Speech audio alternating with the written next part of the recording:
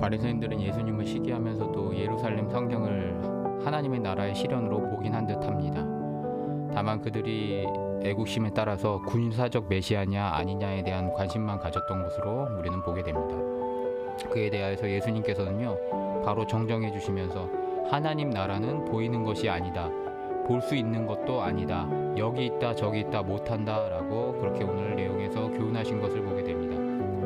그러면서 너희 안에 있다라고 이야기하십니다. 청자가 바리새인이기 때문에 이 문맥은 바리새인들 안에서 들려진 것이나 아니냐에 대한 논란이 많습니다.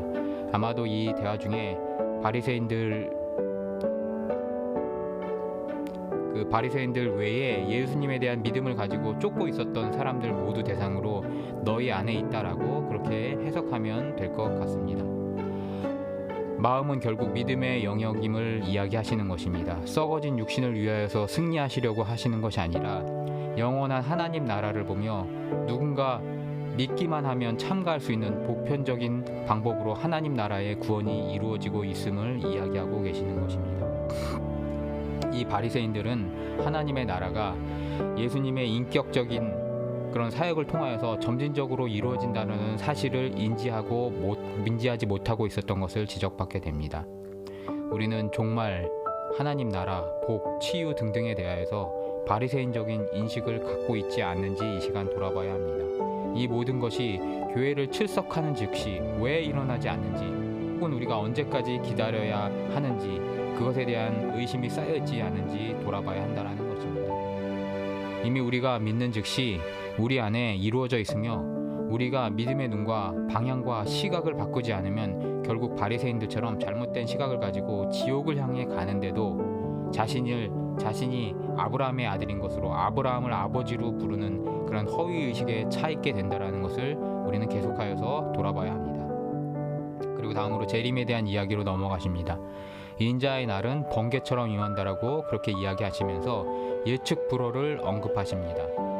노아의 때에 시집도 가고 장가도 가는 중에 임했다라고 그렇게 이야기하시고요. 롯의 처처럼 뒤돌아보지 말라라고 교훈하고 계십니다. 그리고 끝으로 인자의 날을 밤에 비유하고 계십니다. 이 비유의 핵심은요, 불가항력성, 불가예측성에 있습니다. 노아가 이미 심판을 선언했어도 120년간 사람들은 일상생활에 몰두하면서 결국에는 마지막에 심판을 면치 못했습니다. 롯의 처는 심판에서 구원을 받는 찰나였는데 그 구원을 받는 것보다 일상생활의 걱정이 더 커서 되돌아보다가 머뭇거리는 중에 재앙에 빠져버리고 말게 됩니다. 그리고 마지막에 밤처럼 정해진 때가 되면 절대로 저항하지 못하고 그날이 올 것에 대하여서 이야기하고 계십니다. 오늘날 여러 종말론과 종말에 대한 증거를 떠드는 사람들이 있습니다. 어떤 일, 어떤 징조, 어떤 정치적 지형이 변하여 종말이 온다라고 그렇게 떠드는 사람들입니다. 매우 민감한 것처럼 이야기하지만 이들의 공통점은요, 종말을 기쁘게 여기는 것이 아니라 마치 지구가 망하는 것처럼 슬프게 호들갑 떨며 방해하려는 것처럼 일순 보이기도 합니다. 입으로는 기쁘다고 행동하는데 두려워 떨고 있는 모습입니다. 이들은 바로 거짓 선지자라는 것입니다. 밤이 어느 시간에 오는지 모르지만 밤을 두려워하는 어른들은 없습니다. 이불 속에 들어가 그 안식을 기다릴 뿐입니다. 또 어떤 이는 종말의 때를 위하여서 금욕을 이야기합니다.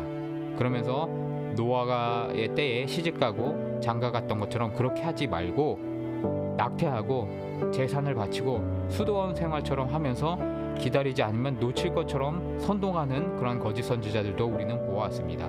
그런데 이것은 놓친다라는 의미가 아니라 일상생활 중에 시집가고 장가가는 중에 부지불식간에 종말이 임함에 대하여서 이야기합니다. 그러므로 항상 시집가고 장가가는 중에도 깨어 있어야 함을 이야기하고 있다는 것입니다.